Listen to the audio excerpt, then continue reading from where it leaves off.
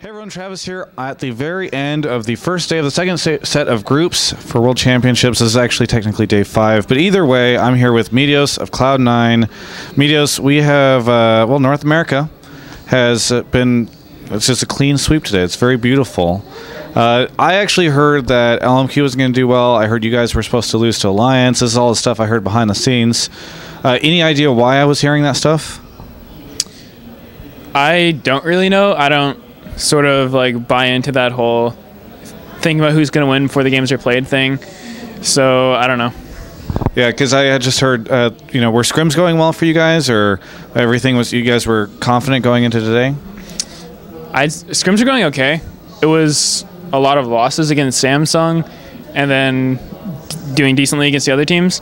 So, I mean, that's sort of how it's been since we've been Korean boot camping. Yeah. But I'd say we're learning a lot. So I don't know if we were confident or not going into today, but we're happy about the Alliance win. And the Kaboom game was like really sloppy, so not feeling great about that one.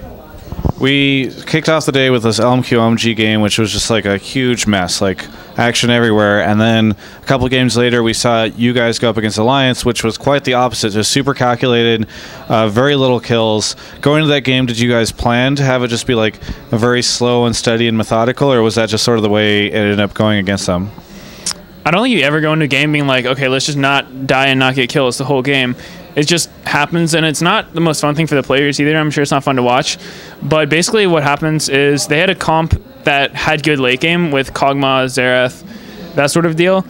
And we also had pretty good late game. We had like Kha'Zix and stuff like that. And so we were both sort of just trying to play more towards our scaling side than our early game. Like they had the early game jungler, so they obviously have more range to make plays. And we had the late game jungler, so I'm like, okay guys, if we can just like get me to level 6 with an Elder Lizard, I can start bullying Elise really hard. And so that's sort of how the game went. We did a lane swap, and they got the first dragon, but after that, we were more set up for the dragons. We did our best to take vision control, and so we just basically got every dragon uncontested, which is sort of what leads to these really low kill games when one team is just constantly giving up stuff instead of fighting for it. And I guess they just figured they weren't strong enough, and they thought if they had more time to let their Kog'Maw scale, they could win. But we just kept the pressure on, kept vision control, looked for picks, weren't able to get too many because they were being careful. But that's sort of how games like that play out. It's not usually teams want to stall at the game. It's just like both teams feel like they're scaling pretty good, so they don't have to go for anything too high risk.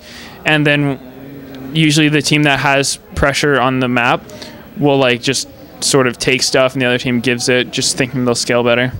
The analyst desk predicted you and Shook to be the match to look at in that, and we actually saw a pretty big difference between his level and what he was able to do in that game versus you. A lot of people actually on the desk discussing the fact that you were just able to control vision really, really well. Do you think that your performance in particular was a big factor in that win?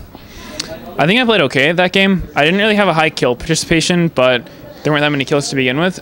But I don't know. It's just one game. I wouldn't really compare me and Shook off that one game because he was super disadvantaged off the bat, because in the 2v1 we took a tower and farmed while they left the tower up and went for dragon. And when they do that, they get a gold boost and takes the dragon off the map, so they don't have to worry about contesting it for a while. But they lose out on XP if we freeze correctly, which we did top lane, so Ball's got a big wave top. And so then at that point, I think it was a full level up on Kayle, like a level 4 Rumble to a level 3 Kayle. And Kale's not safe at all. Like, he can't go against the Rumble like that. So obviously Shook had to go up there, and he was already behind. So he got more behind. And when you're super behind, at least against Kha'Zix, there's not actually that much you can do. He went for the flash play mid, almost got it, ended up getting first blooded for it though. So I don't know. I don't think it's a great game to compare us off of, because he just was put into a worse situation than I was. It was easier for me to win the game than it would have been for him too. Just a quick question. I know you're not a top lane player, but it does seem after looking at today's games that Rumble is just like the MVP of this day at least, and has been looking really good at Worlds, and he's been using him a lot. Do you think that Rumble is just incredibly strong right now? Is it people don't know how to play against him? Are we seeing so much Rumble and so well? I think Rumble is really strong right now just because he can make plays super easily with teleport. Like, he can TP in and then just drop his ult, and it's just a huge like AoE high damaging ability. So if you combo with stuff like Jarvan, Nami, that can like these big AoE CCs or just lockdowns, then you just kill your entire team with them. And he's solid in lane. He wins a lot of lanes on his own. He has good slows. You can gank for him. So he's just like an all-around solid champion. And he has high magic damage, which is good. Final question. I know everyone who watches Chasing the Cup is fully aware of the fact that you guys run about 70 to 80% of your body on Chipotle and other fast food like that. You've been boot camping in Korea before this, and now you're in Singapore. From my understanding, there's not very much Chipotle in these regions. How's that affecting you guys? I would say not just strictly Chipotle, but I'm not as much a fan of the food here as I am back home, so I haven't been eating as much. And I think that's kind of made me in a worse mood overall, just because like I'm not getting as much food as I probably should. And so I guess it's had a negative impact. I miss Chipotle. So if you guys don't make it to the finals and win world championships, we can blame it on like the regional cuisine? I don't know if you can blame it on their food. I think it's mostly my fault that I just don't like that much stuff. Very good.